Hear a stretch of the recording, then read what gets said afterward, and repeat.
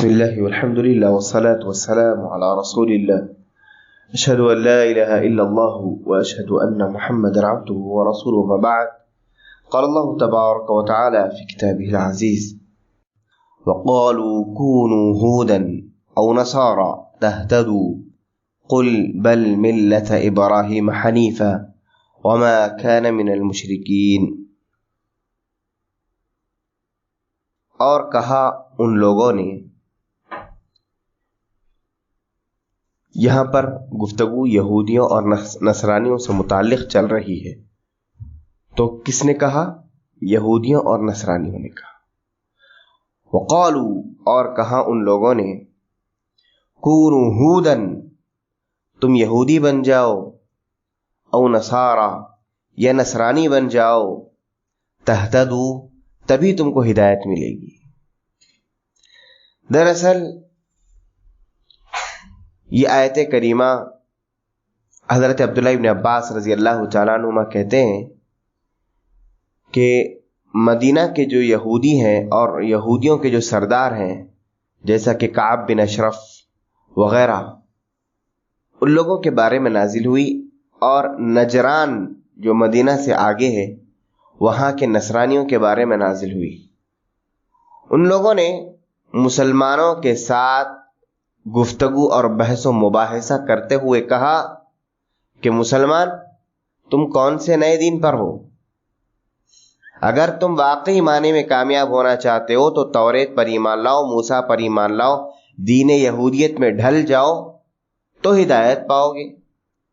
اور دوسری طرف نجران کے نصارہ عیسائی مسلمانوں کو ورغلانے لگے کہ تمہارا دین کوئی دین نہیں ہے، تم اگر ہدایت چاہتے ہو حقیقی معنی میں تو تمہیں نصرانی بننا پڑے گا، عیسیٰ علیہ السلام پر ایمان لانا ہوگا، اور رسول اللہ صلی اللہ علیہ وسلم کا انکار کرنا پڑے گا، موسیٰ علیہ السلام کا انکار کرنا پڑے گا. تو یہاں پر یہودی کہہ رہے ہیں کہ یہودی بن جاؤ، اور نصارہ کہہ رہے ہیں کہ نصرانی بن جاؤ. لیکن اس آیت سے اگر آپ ترجمہ کریں گے تو معنی ایسا نکلے گا کہ انہوں نے کہا کہ یہودی بن جاؤ یا نصرانی بن جاؤ. وقالوا كونوا هودا او نصارى، یہودی بن جاؤ یا نصرانی بن جاؤ تو ہدایت پاؤ گے، جبکہ معنی یہ حقیقی نہیں ہے. کیونکہ یہودی نصرانیوں کا انکار کرتے ہیں، عیسیٰ علیہ السلام کا انکار کرتے ہیں، انجیل کا انکار کرتے ہیں، اور نصرانی موسیٰ علیہ السلام کا انکار کرتے ہیں، توریت کا انکار کرتے ہیں. تو یہودی اپنی جگہ کہہ رہے ہیں کہ یہودی بن جاؤ تو ہدایت پاؤ گے، موسیٰ پہ ایمان لاؤ، توریت پہ ایمان لاؤ تو ہدایت پاؤ گے. ادھر نصرانی کہہ رہے ہیں کہ نہیں، عیسیٰ پر ایمان لاؤ، انجیل پر ایمان لاؤ تو ہدایت پاؤ. جس طرح ان کا ایک قول اور ہے قرآن مجید میں، انہوں نے کیا کہا؟ لن يدخل الجنت الا من كان هودا او نصارى، کہ جنت میں صرف یہودی داخل ہوں گے، ایسا یہودی کہتے ہیں. اور نصرانی کیا کہتے ہیں؟ جنت میں صرف نصرانی داخل ہوں گے. اس آیت کا ترجمہ ایسا نہیں ہوگا کہ جنت میں یہودی داخل ہوں گے یا نصرانی داخل، ایسا ترجمہ نہیں ہوگا. ترجمہ ایسا ہوگا کہ یہودی اپنی جگہ کہتے ہیں کہ صرف یہودی جنت کے مستحق ہیں، نصرانی اپنی جگہ کہتے ہیں کہ صرف نصرانی اپنی جنت کے مستحق ہیں. یعنی ہر کوئی ایک دوسرے کی کاٹ میں ہے. جیسا کہ سورہ بقرہ میں ہی ایک آیت گزری، وقالت اليهود ليست النصارى على شيء وقالت النصارى ليست اليهود على شيء، کہ یہودی کہتے ہیں کہ نصرانیوں کا کوئی مذہب نہیں ہے، کسی دین پر وہ نہیں ہے، اور نصرانی کہتے ہیں کہ یہودی کسی دین پر نہیں ہے. ویسی بات یہاں پر ہو رہی ہے کہ یہودی کہہ رہے ہیں کہ اگر ہدایت چاہتے ہو اے مسلمانوں تو یہودی بنو.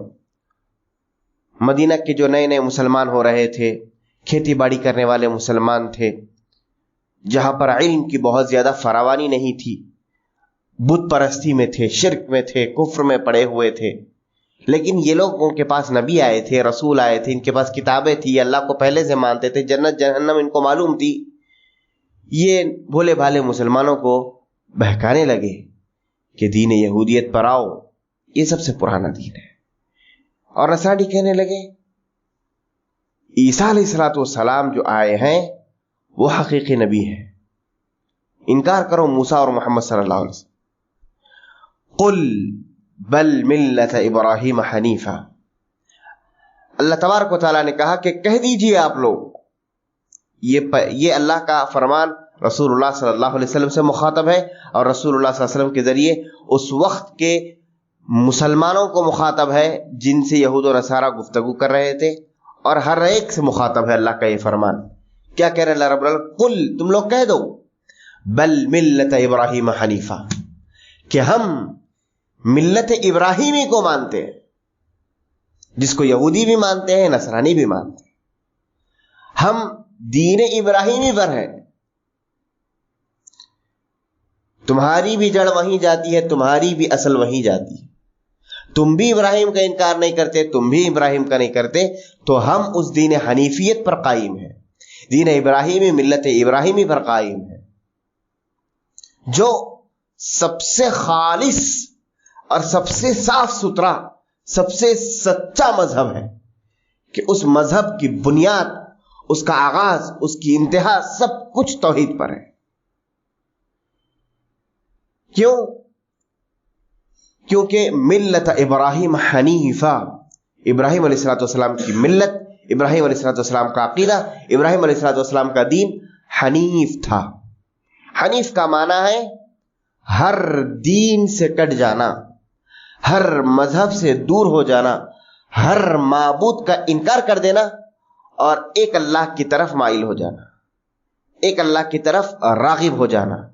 یہ ملت ابراہیمی ہے، کیونکہ وہ حنیف ہے. حنیف کا معنی یہی ہوتا ہے کہ سب سے کٹ جانا، سب سے بیزار ہو جانا، سب سے برات کا اظہار کرنا، اور ایک اللہ کی وحدانیت پر قائم ہو جانا. تو اللہ رب العالمین کہہ رہا ہے مسلمانوں کو کہ یہ یہودی نصرانی تم کو اپنے دین کی دعوت دیتے ہیں، تو تم ان سے کہو کہ ہم دین ابراہیمی پر ہیں، ہم دین حنیفیت پر ہیں، ملت ابراہیم پر ہم، جو خالص، صاف ستھرا، سچا اور ایسا دین ہے جس کا تم بھی انکار نہیں کرتے، ہم بھی انکار نہیں کرتے، یہودی بھی نہیں، نصرانی بھی نہیں. وما كان من المشرکین، وہ اس وجہ سے کہ ابراہیم علیہ السلام مشرک نہیں تھے، وہ اس وجہ سے ہم دین ابراہیمی پر آئے. وجہ کیا ہے؟ کہ ابراہیم علیہ السلام مشرک نہیں تھے. اور اے عیسائیو، تم مشرک ہو، تم کہتے ہو کہ عیسیٰ علیہ السلام اللہ کے بیٹے، شرک اکبر. اے یہودیو، تم بھی مشرک ہو، تم کہتے ہو کہ عزیر اللہ کے بیٹے ہیں، تم بھی مشرک، شرک اکبر. تمہارے ہاں کہاں صفائی ہے؟ تمہارے ہاں کہاں سچائی ہے؟